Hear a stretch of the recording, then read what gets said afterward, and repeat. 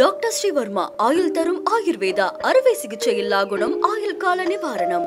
Branch express courier private limited domestic international cargo உங்கள் இல்லம் தேடி வந்து கொரியர் புக்கிங் டெலிவரி செய்து தரப்படும். முதல்ல அண்ணாமலையை தூக்கணும். அமித்ஷாவிடம் EPS போட்ட கண்டிஷன். அதிர்ச்சியடைந்து டெல்லி விரைந்த அண்ணாமலை.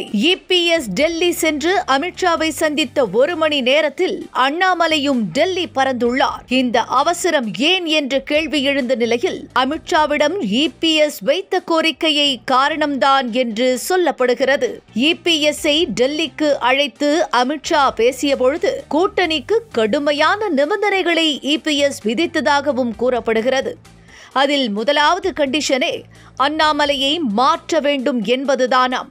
மேலும் கூட்டணிக்கு அதிமுக தான் தலைமை தாங்க வேண்டும் என்றும் கட்சியை விட்டு சென்ற OPS, சசிகலா போன்றவர்களை சேர்க்க நிபந்தனம் செய்யக்கூடாது என்றும், குறிப்பாக TTV தினகரன் எதிலும் தலையிடக்கூடாது என்றும் கடுமையான கண்டிஷன்கள் முன்வைக்கப்பட்டதாம்.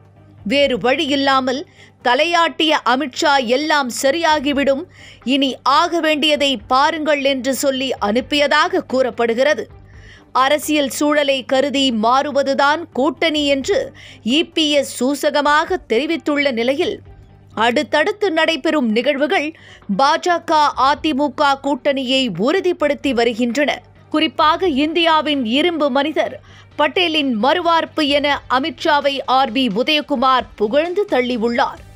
இது ஒருபுறம் இருக்க, EPS-ஐ அமித்ஷா அவசரமாக அழைத்து சந்தித்ததற்கு இன்னொரு முக்கிய காரணமும் சொல்லப்படுகிறது. அதிமுகவை எக்காரணத்தை கொண்டும் தாவேகா பக்கம் செல்லும் சூழ்நிலை ஏற்படுத்தக்கூடாது என்று பாஜக திட்டவட்டமாக நினைத்து செயல்படுவதாகவும், அதனால்தான் EPS-ஐ அவசரமாக அழைத்து பேசியதாகவும் கூறப்படுகிறது.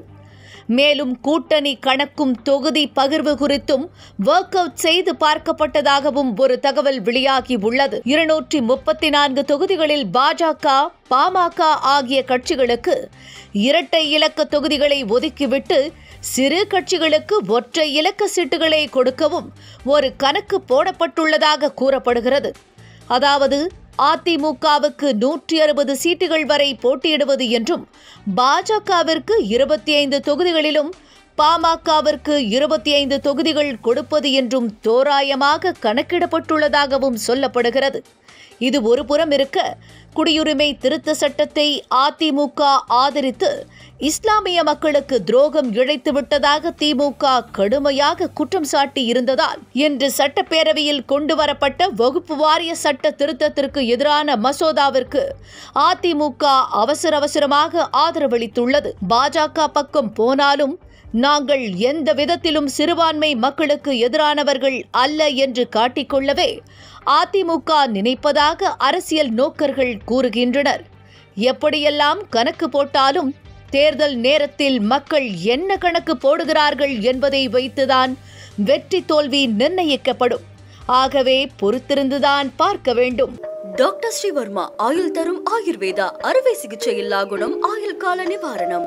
Branch express courier private limited domestic international cargo உங்கள் இல்லம் தேடி வந்து கொரியர் புக்கிங் டெலிவரி செய்து தரப்படும்.